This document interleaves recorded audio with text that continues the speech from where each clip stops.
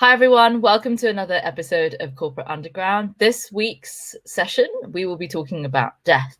Sorry for the morbidity in advance.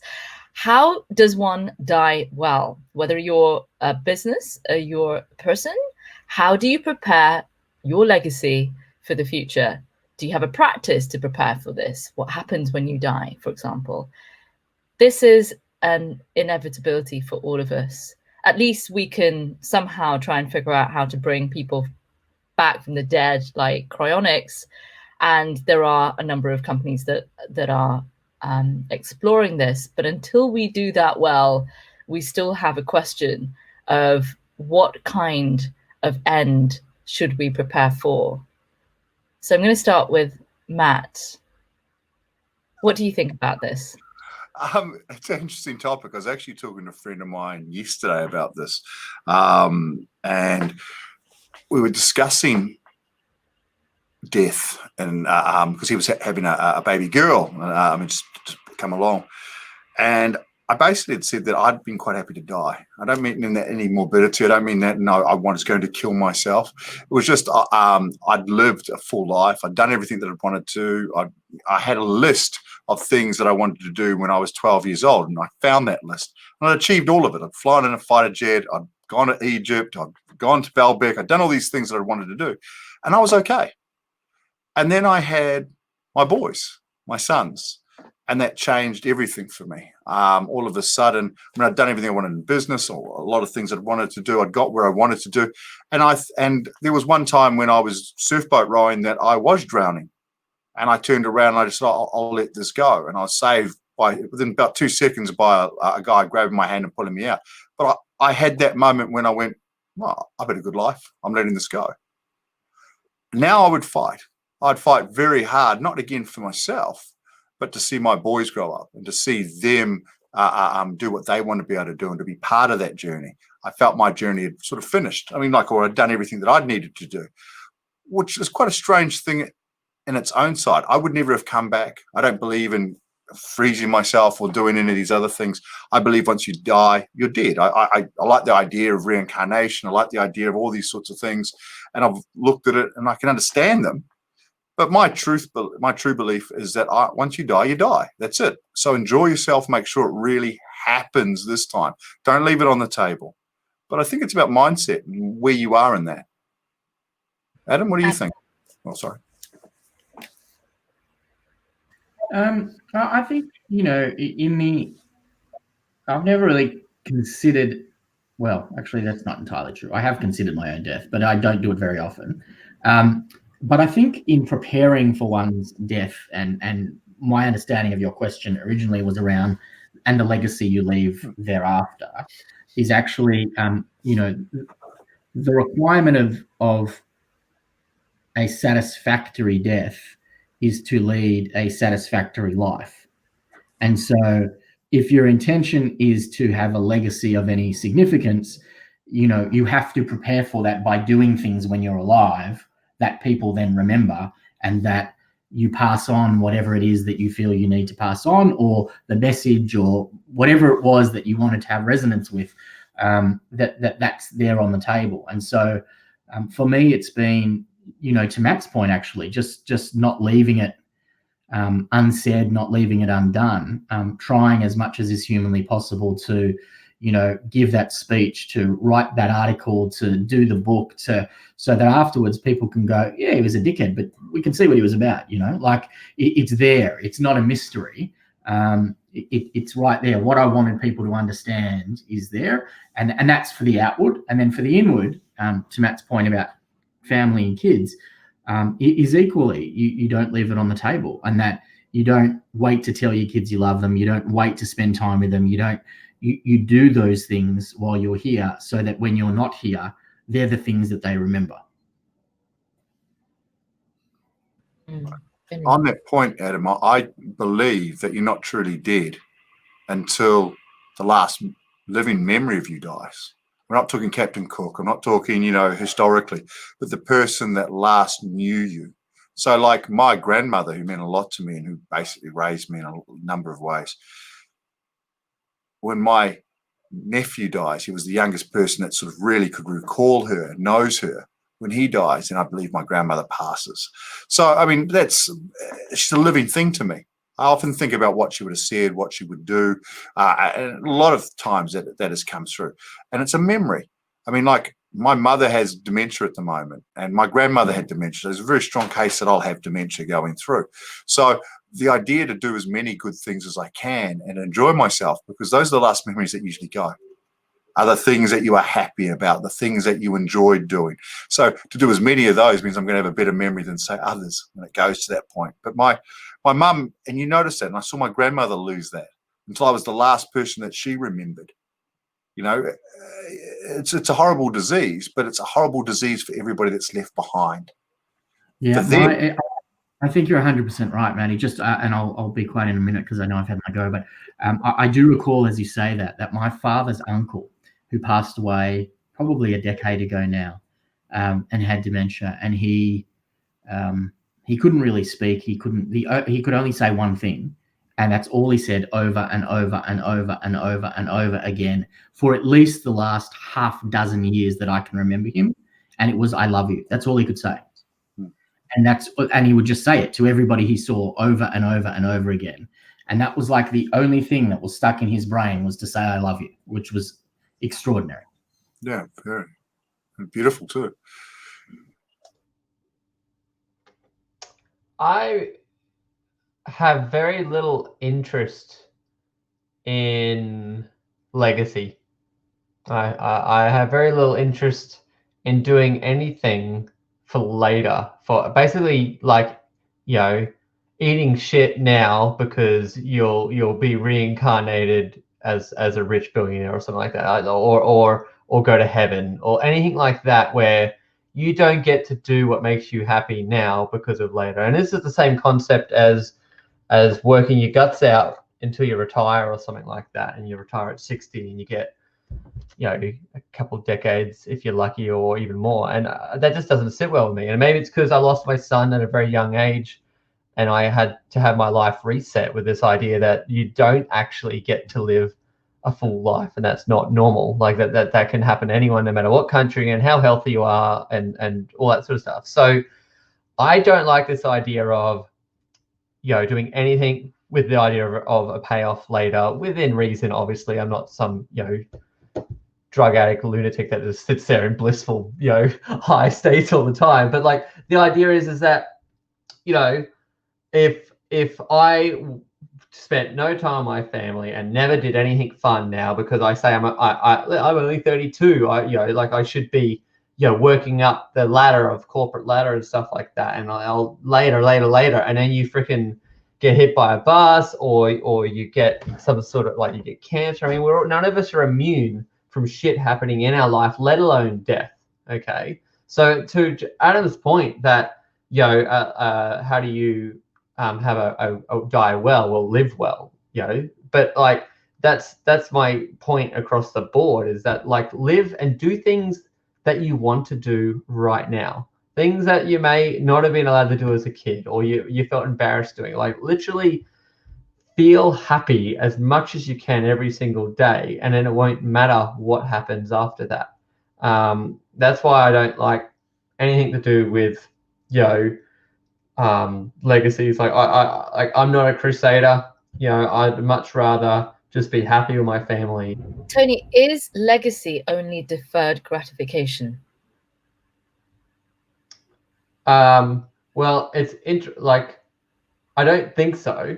Definitely not, actually. But I do feel that some people might get obsessed with it a little bit. You know what I mean? But a legacy is anything it's just how people remember you. Like, my legacy may be that I was just a good dad. Like, you can't define your legacy. You can try. You can do that by, especially if you grow up in a country where you're oppressed and you're the person that, you know, helps the revolution or something. Like, that's the extreme where we all think of legacy. But just for an average Joe, you know, like you know, a father or a family member or something like that, like, you almost can't define your legacy. You don't know until it's like your biography. You can write it while you're alive, or someone writes it for you later. But you know, there's only so much impact you can have on it. I see it slightly differently, Tone. I don't actually. I think if legacy is done properly, it actually ceases to be about you.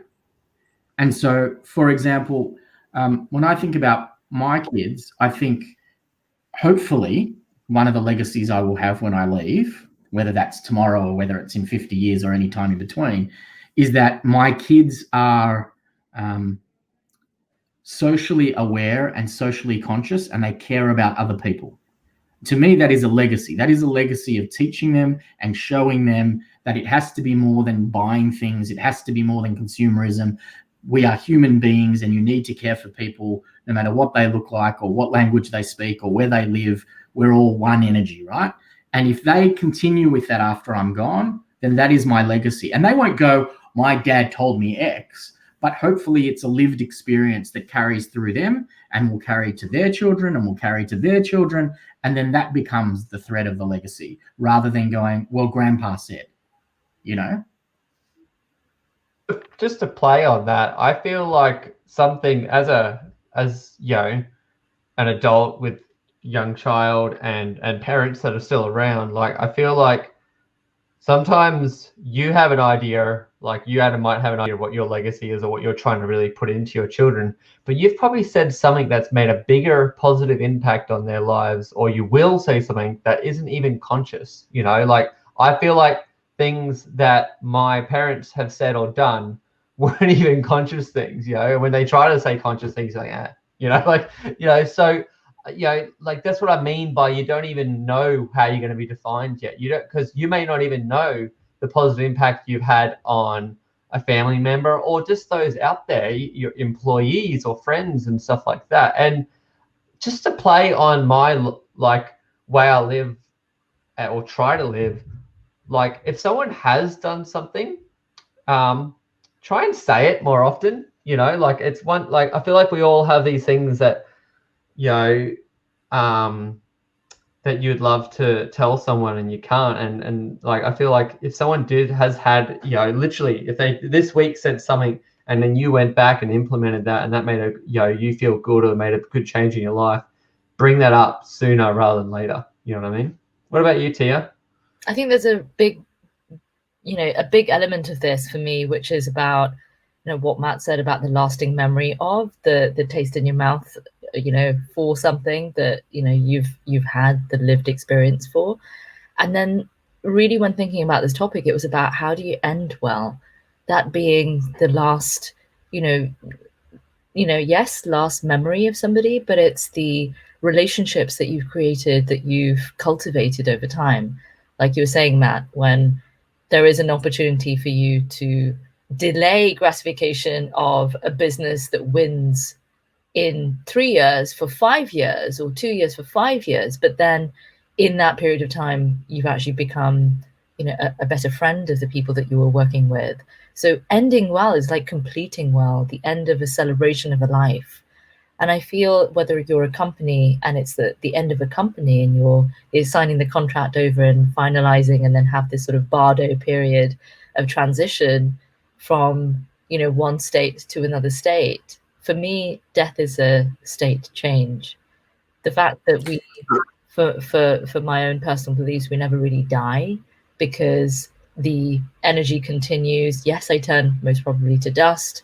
And from that continuation, bearing in mind there have been some really fascinating explorations of the speaking element to the dead, or continuation of our work and our life and guidance from our ancestors. And many religions and cultures have an ancestral practice. If you think about Japan, you can look at Obon, many others. And I feel that there is this continuation of something.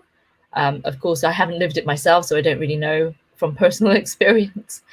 But there is this sort of this process of ending well. Like, what does it mean to have been prepared rather than unprepared? Then all of a sudden, I've got dementia.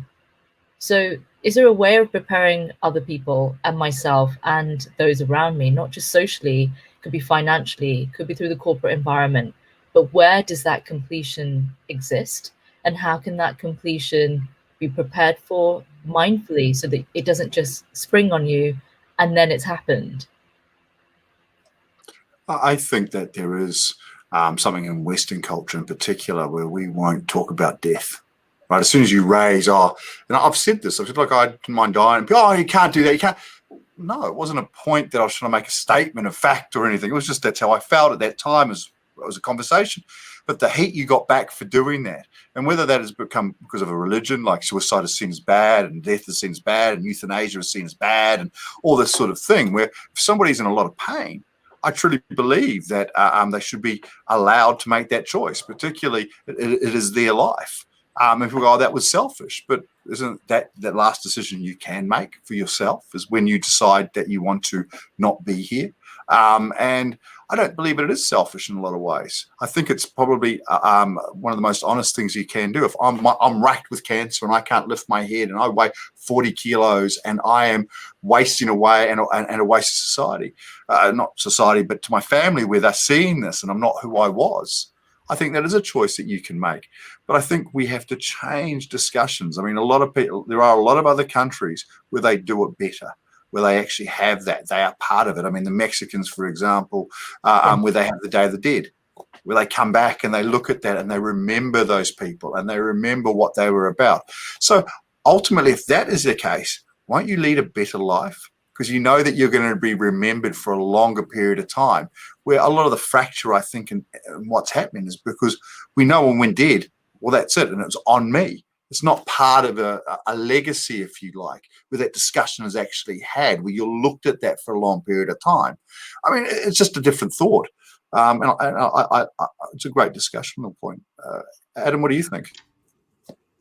No, I think it depends on as morbid as this may sound, I think it depends on the nature of the death.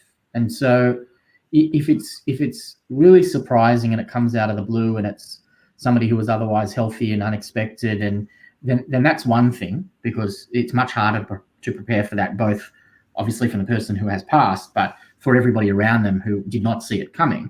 And it's very different if it's something that has been prepared for or expected. So my grandmother died about 7 weeks ago. She was 103. We expected it for a long time. She was really sick for a long time. And you could see that it was coming. And so the preparation was making peace with her. And actually, when she passed, my first thought was relief, because I thought finally she's not suffering and finally she's not in pain. And I remembered her as this extraordinarily vibrant and powerful and strong woman. And for the last couple of years, that's not how she was. And I know that killed her, that she wasn't able to be who she had been. And we just wanted her to be at peace and be comfortable. And so, for us, that passing and that legacy and how do you do it well was about going back to something I've spoken about before on this show is around the Zen Buddhist idea that the obstacle is the path, and that if you take a lesson from each experience, no matter how hard that experience is, that it adds value to you rather than takes away from you, and you can start to see the positive of it.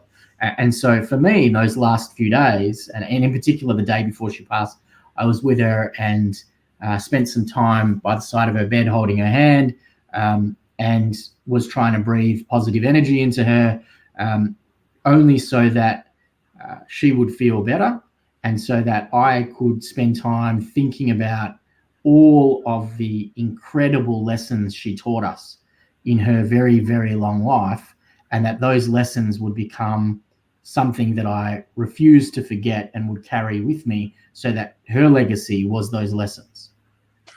I love that. I mean, it was one of my, I remember my mother saying to me about my grandfather, who I idolized, and it was one of the best men I've ever met in my life in regards to how he went about things with integrity and honesty.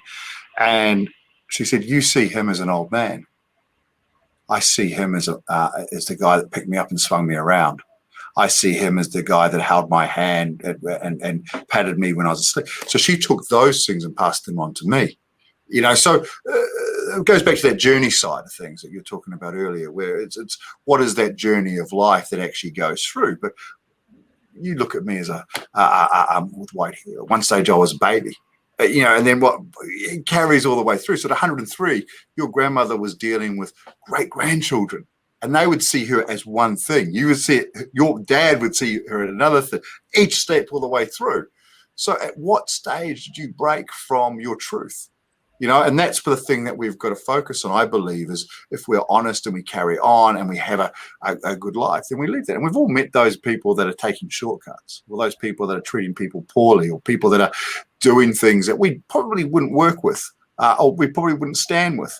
And that's the legacy that sort of comes through, because we don't know, to Tony's point before, what we have said that has affected somebody else's life. I've had so many people walk up to me and say, when you said this, Matt, it really affected me. And I'm going, I don't remember that at all.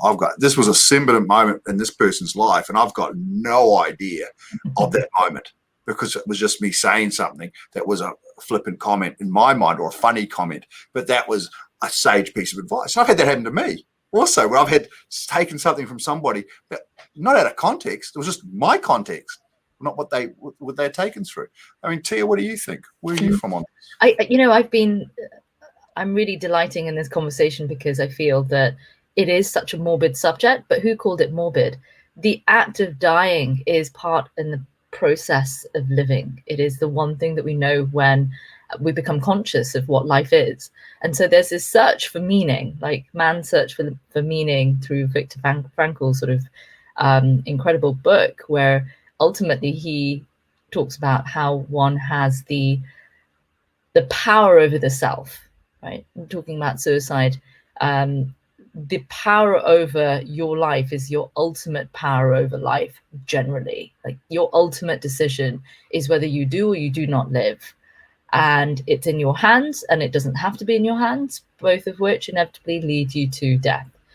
So there is this sort of minimum viable shock of, what does it mean to not be around anymore, which sort of really encourages people to question, what does it mean to live then? So if an inevitability is to die, what does it mean to live without those regrets? That if I were to die, let's say at the age of 40, then have I done all the things that I wanted to do? Did I achieve, all of the beautiful moments that I wanted to be remembered for? How do I understand my life in the greater context of life on the planet?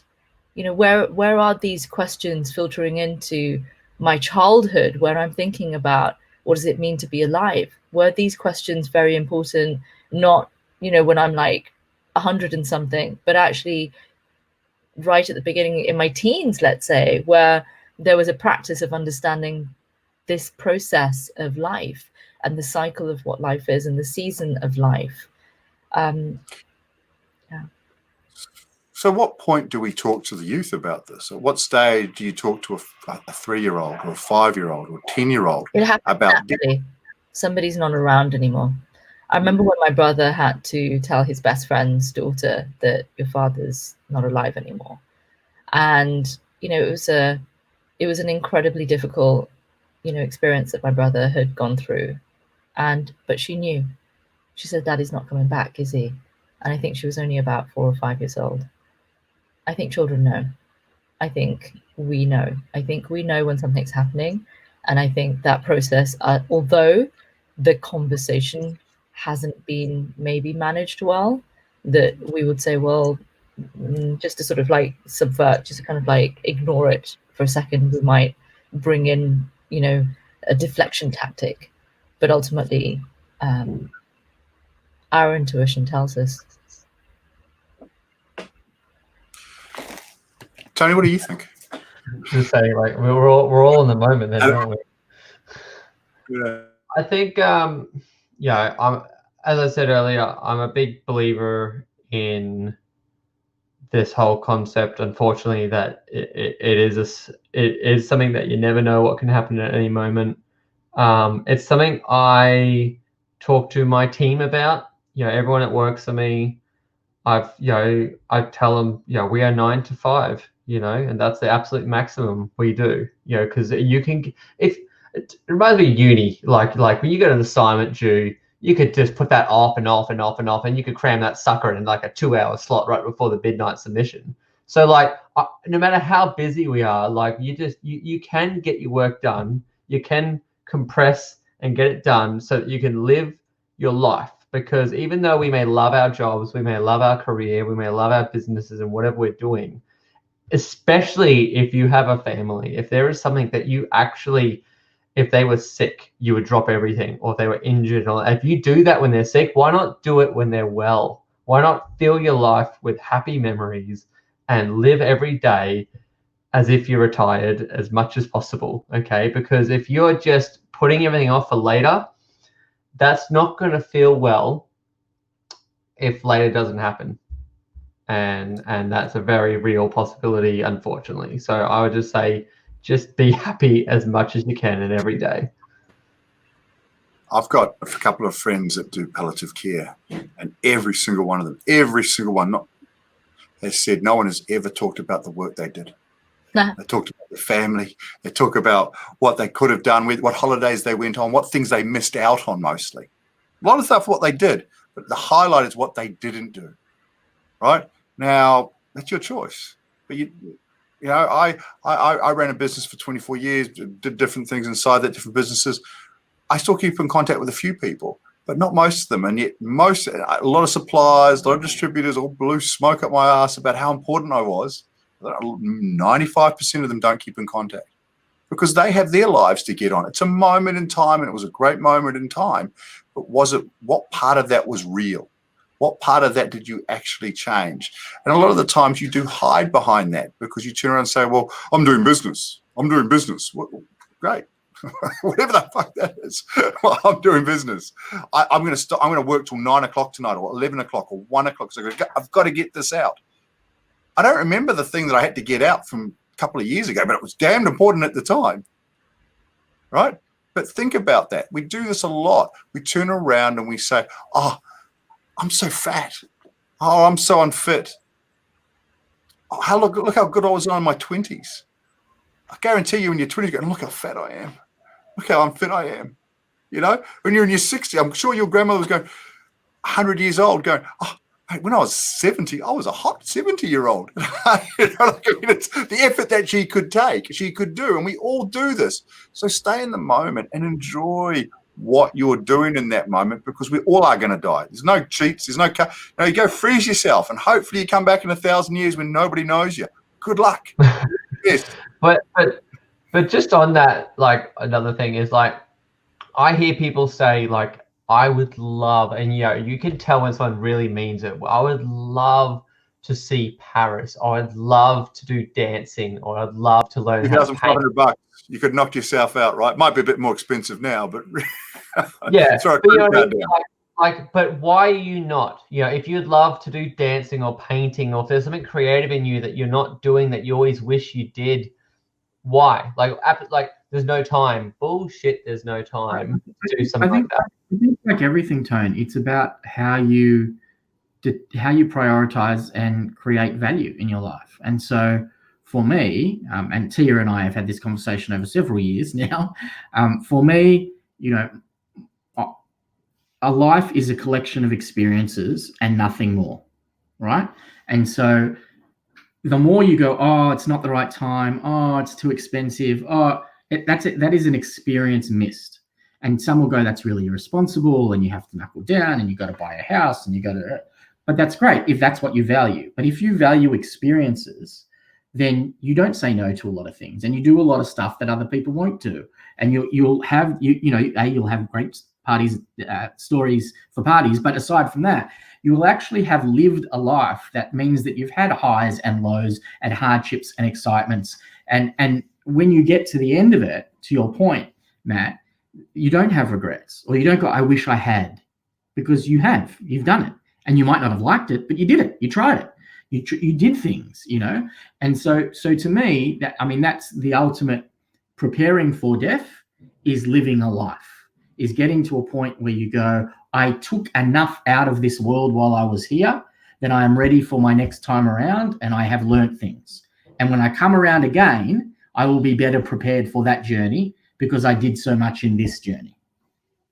But just on that, whether you believe in universe or energy or just the way our minds work, if you actually want to do something if you say I'm going to do it and you actually start working towards it, even when it seems impossible because it might be expensive or without your grasp, if you actually go for it, you'll be, I don't know, 9 out of 10 times you can actually achieve things that you never thought you were ever going to be able to achieve because you put those limitations on yourself. And there's so many different ways people say that can happen, but I just feel like if it's actually that valuable to you and you're trying to talk yourself out of doing something that's important to you, I'd just ask why.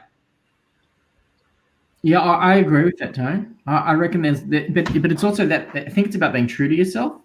So I'll give you a really super quick example. Just this week, there is a role at the university that is, I'm quite senior at the university, but there's a role even more senior again. That's a new role, and I was invited to apply for that role.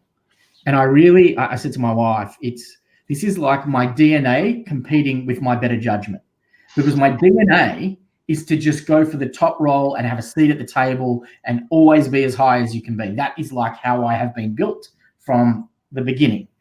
And yet my better judgment is, I don't want that fucking job. I would hate that job. It won't allow me to do any of the other things that are important.